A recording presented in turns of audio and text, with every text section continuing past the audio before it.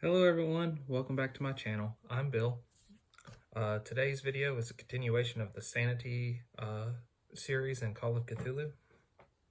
This is the underlying insanity. It's what happens after a bout of madness.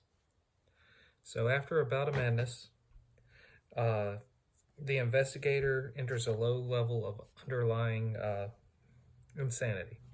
So then the character's now under the investigator's control, the player's control.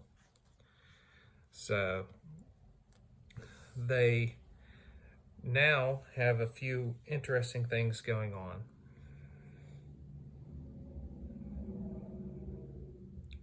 If they lose any more sanity, they will enter another bout of madness. That is the first thing. And it doesn't matter as long as it's 1 point of sanity.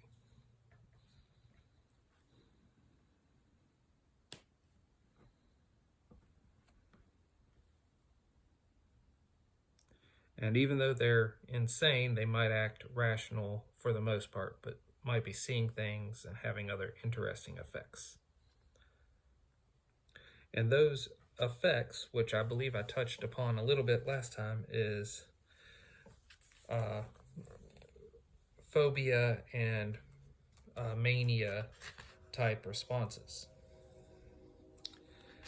So you have tables for phobias, and you have tables for manias, both of which are D percentile tables, so 1 through 100. The phobias is on 160, the manias on 161. The manias are more of an obsession or a compulsion, and the phobias, of course, are fears of stuff. So depending upon the situation, the game master might want to say, okay, you'll get a phobia for that, or you've got something weird going on, so let's roll on the manias or pick one that is appropriate. Give me 1 second. Let's roll on the table randomly and see what we get for both.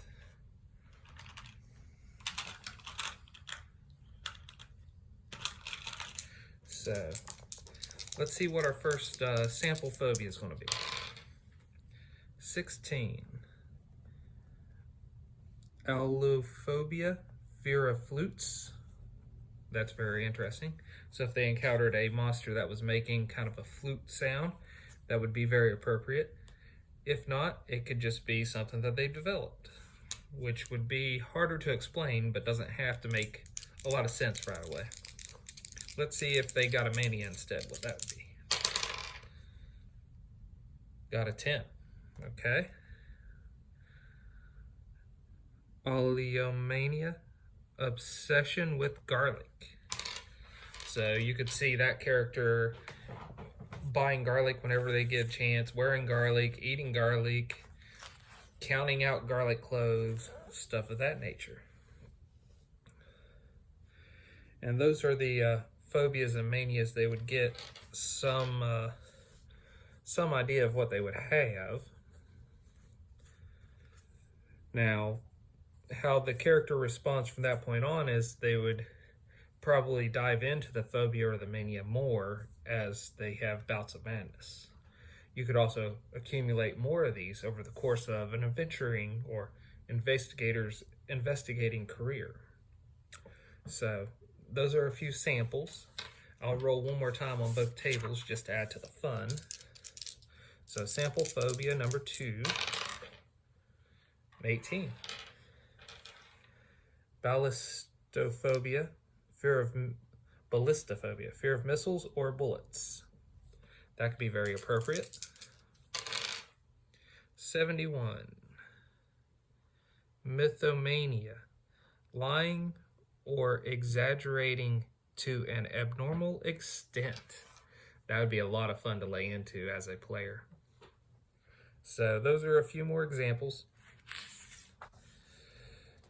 Now, phobias and manias can be sort of cured over the long term if you so wish to approach that, but that would require you getting into the part of recovering from insanity and such where you seek help and whatnot, which would be covered later in the sanity parts.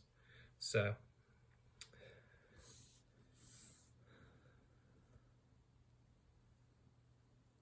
and then if you have something else that would help you, say, suppress the sanity,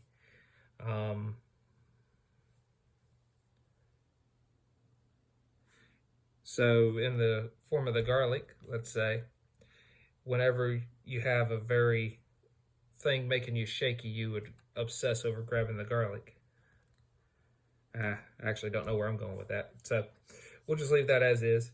The next part will be filmed here in a second. Until we all meet again.